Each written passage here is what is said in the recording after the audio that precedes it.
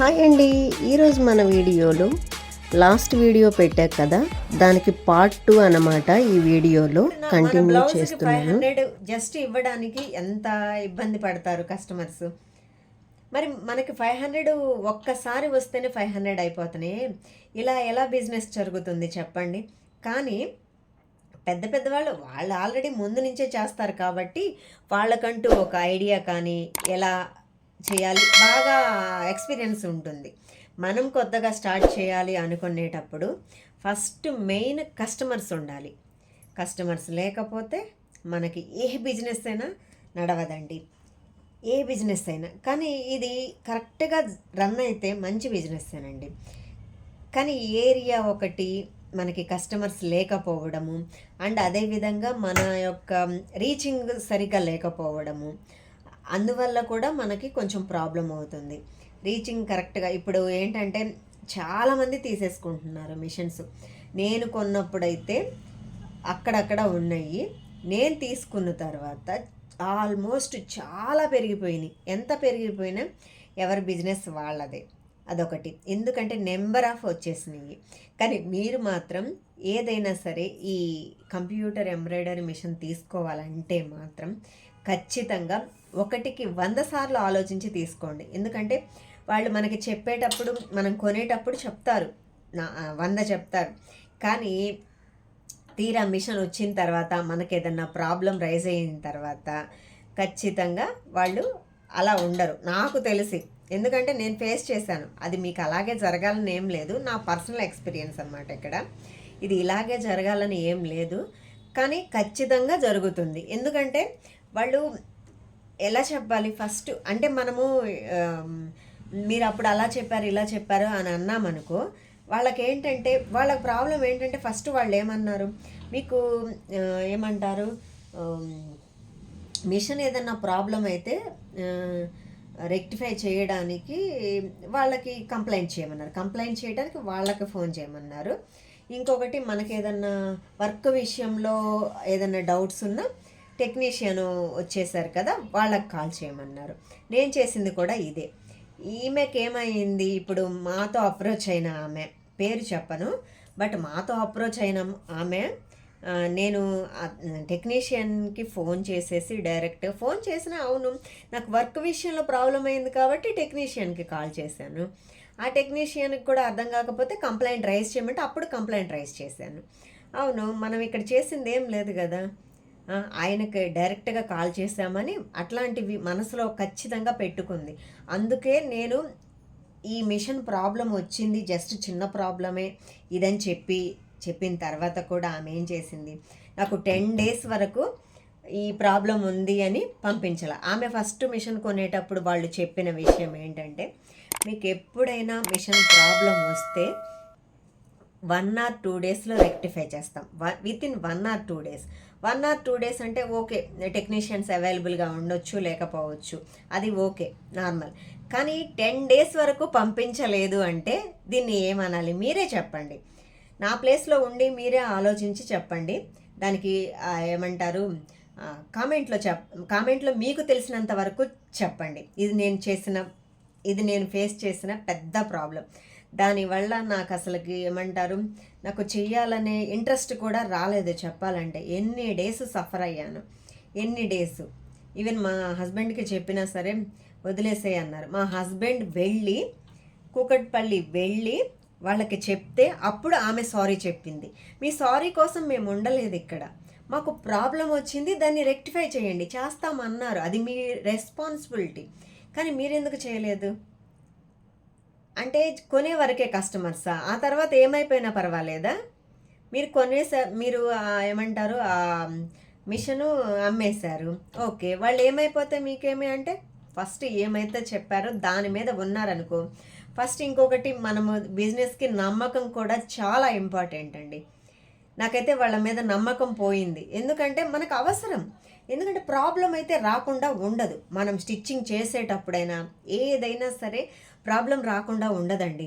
Problem రాకూడదని అనుకుంటాము, కానీ మనం ఎప్పుడైతే ప్రాబ్లం రాకూడదని అనుకుంటామో ఖచ్చితంగా అప్పుడే ప్రాబ్లం రేజ్ అవుతుంది.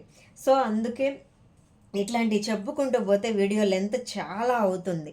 ఇన్నాళ్ళు అసలు ఏం మాట్లాడాలో ఎలా వ్యక్తపరచాలో నాకు అర్థం కాక ఇన్నాళ్ళు వీడియోస్ చేయలేదు. సో ఇప్పుడు మీకు ఒక బ్లౌజ్ స్టిచ్చింగ్ చేసింది చూపిస్తాను. ఇలా చెప్పుకుంటూ పోతే చాలా ఉన్నాయండి నా ఎక్స్పీరియన్స్. ప్రతి వీడియోలో నాకు తెలిసినంత వరకు నాకు వీలైనంత వరకు నేను ఎంతవరకు చెప్పగలనో నాకు పాసిబుల్ అయినంత వరకు నేను చెప్తానండి. ఇంకొకటి, మాకు అన్ని వచ్చినాయి ఇన్ని వచ్చినాయి అని చెప్తారు. ఇది ఎంతవరకు నిజమో నాకైతే తెలియదు, కానీ చెప్పాలంటే నేను ఒక్క బ్లౌజ్ ఒక్క రోజులో, అంటే హెవీ బ్లౌజ్ ఒక్క రోజులో వేయలేమండి. అంటే వాళ్ళు వేసేవాళ్ళు వేస్తారేమో, నాకు అంత ఐడియా లేదు. వేయొచ్చేమో మేబీ, ఎందుకంటే మనకు ఒక్కొక్కసారి థ్రెడ్ రిమూవ్, కరెంటు పోవడము ఇలాంటి ఇష్యూస్ లేకపోతే మేబీ వన్ డేలో వేయొచ్చు మన వర్క్ని బట్టి, బ్లౌజ్ వర్క్ని బట్టి. కానీ ఇక్కడ నెలకి 90,000 80,000 అనేది అది ఎంతవరకు కరెక్టో నాకైతే డౌటేనండి. మీకేమన్నా పాసిబుల్ ఏమో నాకైతే తెలియదు, నాకైతే అంత లేదు. ఓకే, మేబీ డైలీ వర్క్ ఉంటే కనుక ఒక 1000 వేసుకున్నా సరే అందరూ అలాగే వేయించుకోవాలని లేదు కదా. 1000 అనుకుందాం, మినిమం ఒక 30,000 మంత్లీ 30,000 పోతే ఇంకొంచెం ఒక 10,000 40,000. అది కరెక్ట్గా మనకే వస్తే ఆ కస్టమర్స్ డైలీ వస్తూ ఉంటే, అది కూడా మనకి రెగ్యులర్గా వస్తే అది పాసిబుల్ అవ్వచ్చు. కానీ రెగ్యులర్గా రావాలని రూల్ ఏం లేదు కదా, మన దగ్గరకే రావాలని ఏం లేదు కదా.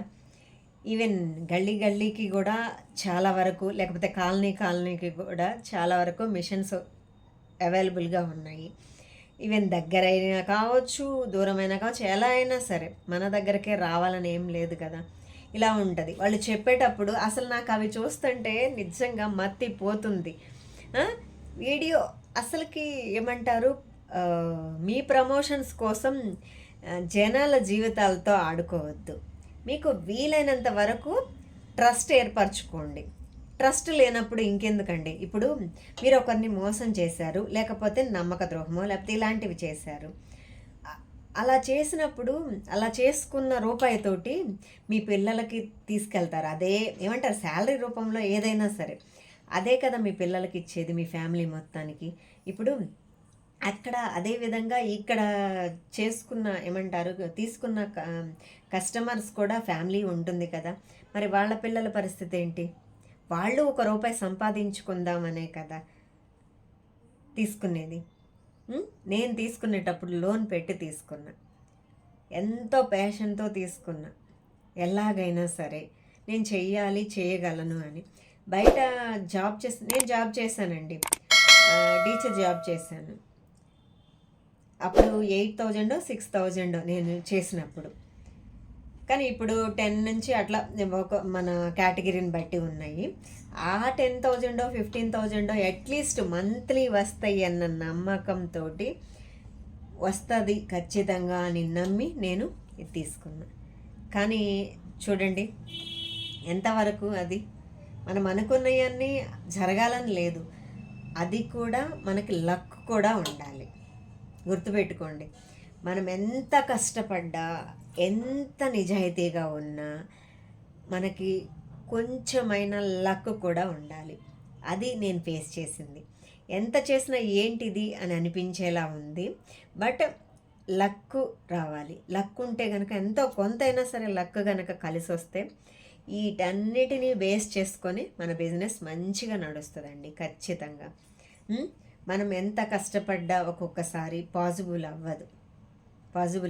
వాళ్ళు చెప్తుంటే నాకైతే ఎలా అనిపించిందంటే, అబ్బా నిజంగా సంపాదించుకోవచ్చు, ఎలాగైనా సరే అయితే అయింది, మంత్లీ ఈఎంఐ ఏదో ఒకటి కట్టుకోవచ్చు అన్న రేంజ్లో నేను దిగానండి. కానీ నేను దిగిన రేంజ్ అయితే లేదు యాక్చువల్గా చెప్పాలంటే నాకు తెలిసి. మరి మిగతా వాళ్ళు అలా ఎందుకు చెప్తున్నారో నాకైతే అర్థం కావట్లేదు. కానీ మీరు మిషన్ తీసుకునేటప్పుడు ఖచ్చితంగా కంప్యూటర్ ఎంబ్రాయిడరీ మిషన్ తీసుకునేటప్పుడు మాత్రం 1కి 100 సార్లు ఆలోచించండి. చాలా లెంత్ ఎక్కువైంది వీడియో, కట్ చేసి చెప్తున్నాను. ఇలా చెప్పుకుంటూ పోతే ఏమంటారు రోజులే సరిపోవు, అలా ఉంది ఈ 2 monthsలో నేను ఫేస్ చేసినవి అనమాట. అది కాక ఇంట్లో బాగలేకపోవటము అవి ఇవి ఇవన్నీ కలిసి నాకు కొంచెం బాగా వీడియోస్ చేయాలన్న ఇంట్రెస్ట్ రాలేదు. వీడియో మీకు కొత్తగా కంప్యూటర్ ఎంబ్రాయిడరీ మిషన్ కొనాలనుకునే వాళ్ళకి హెల్ప్ అవుతుందని ఆశిస్తున్నాను. Thank you for watching.